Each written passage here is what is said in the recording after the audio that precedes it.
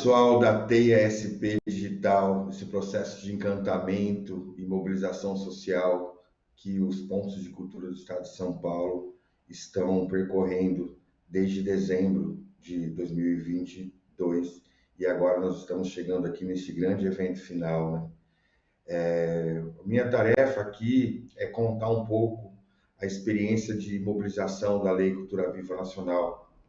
que é a primeira lei, né,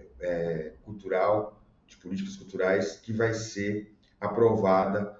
no Congresso Nacional com uma mobilização da sociedade civil junto ao Parlamento. Importante te contar essa história, porque essa lei ela vai ter uma importância, inclusive,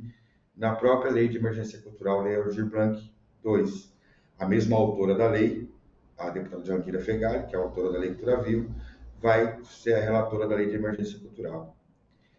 Então vamos lá. A Lei Cultura Viva ela surge primeiramente ainda antes de 2010, principalmente com a avaliação dos pontos de cultura e da gestão do Ministério,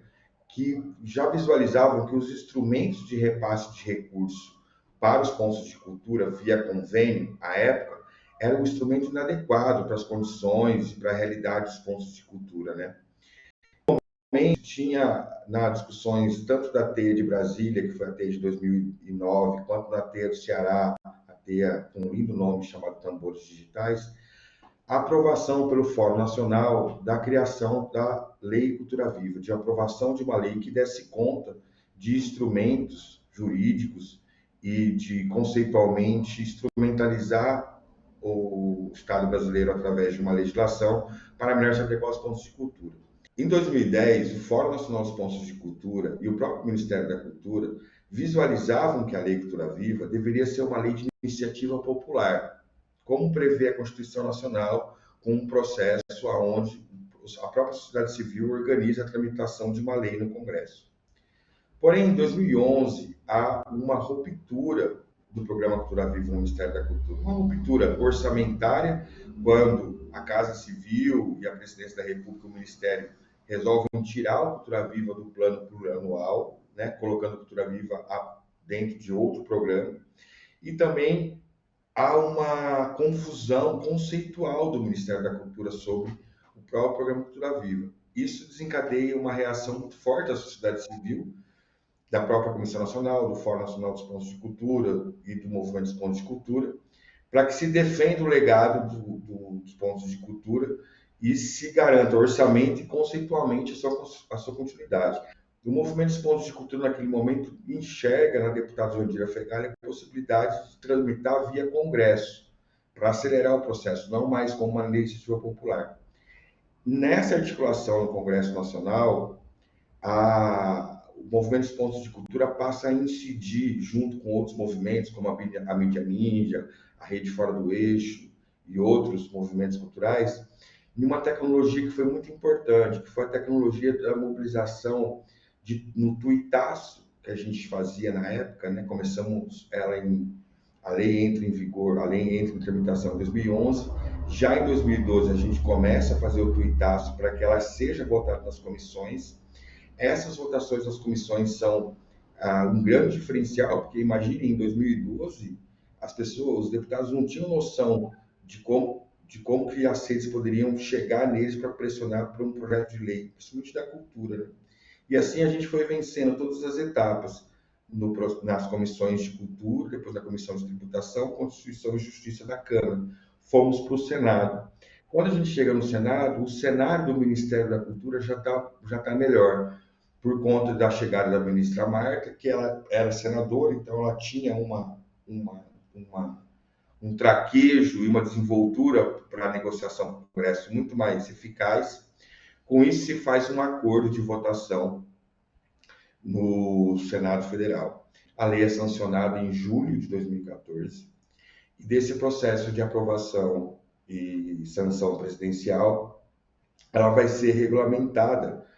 em 2016, já na gestão do ministro Juca e da secretária Ivana Mendes. Desse processo de regulamentação, a gente vai começar a estabelecer o Cadastro Nacional dos Pontos de Cultura enquanto instrumento da política, né? a certificação simplificada dos pontos de cultura,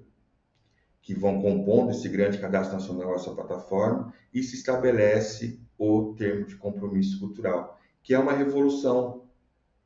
muito grande na forma de repasse de recursos para as organizações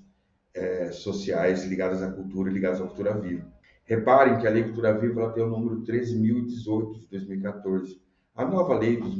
a lei do marco regulatório das organizações da sociedade civil, que é o MIROSC, ela é 13.019. Por quê? Porque elas são irmãzinhas, gêmeas. Elas foram, na reta final da votação, sendo trabalhadas de forma conjunta. E na votação na Câmara Federal e no Congresso Nacional, elas tramitaram juntas. Então, uma lei foi votada a primeira Lei Cultura Viva, que cria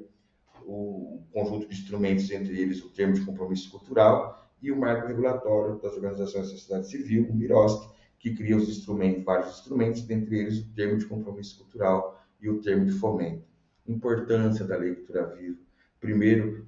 é uma lei que foi conquistada pelos pontos de cultura em diálogo com o parlamento. Segundo, é uma lei que estabeleceu critérios muito mais apropriados, instrumentos muito apropriados para a própria gestão pública versar sobre a relação com os pontos de cultura. Para nós, do Estado de São Paulo, para os ponteiros e ponteiras de cultura do Brasil, é um imenso legado, porque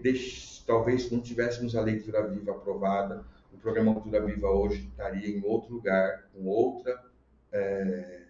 capacidade de interlocução e realização da sua política por parte do governo federal e dos estados e municípios. Enfrentou a pandemia, enfrentou todos os governos, e ela se estabelece, ela está aí, ela está viva. Política Nacional, Cultura Viva. Aqui no Estado de São Paulo nós temos uma missão,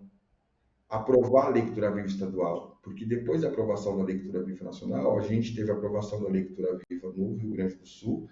estadual, a Lei Cultura Viva estadual, depois a Lei Cultura Viva estadual do Ceará.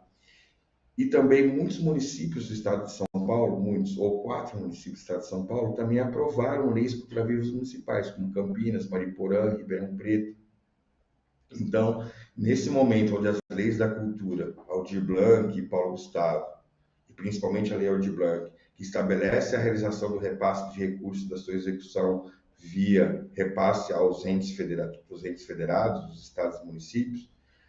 o Cadastro Nacional dos Pontos de Cultura tem um protagonismo muito importante dentro da Lei Aldir Blanc II, porque no seu artigo 9, o artigo 9 da Lei Aldir Blanc coloca que o repasse para espaços e ambientes virtuais, que a Lei Aldir Blanc II garante o financiamento, 2 cadastros são dos pontos de cultura, que é o Cadastro Nacional dos Pontos de Cultura e o Cadastro Estadual. Então, o meu convite deste ponteiro que ama a política cultura viva e ama os pontos de cultura e se dedica à vida chegou a hora de nós construirmos, junto com a Secretaria de Cultura e Economia Criativa do Estado de São Paulo, junto com a Assembleia Legislativa, junto com os ponteiros e ponteiras de todo o Estado de São Paulo, a Lei Cultura Viva Estadual e assim consagrar essa política do Estado de São Paulo, vincular ela cada vez mais à Lei Aldir Blanc II aqui no Estado, e conseguir que essa política atenda o seu principal objetivo, que é produzir, promover e potencializar o protagonismo e autonomia das comunidades, da população, dos jovens, dos idosos, dos mestres, de todas as pessoas que são atendidas pelos pontos de cultura no Estado de São Paulo, nos seus direitos culturais. Então, fica aqui meu convite e boa teia para todos nós.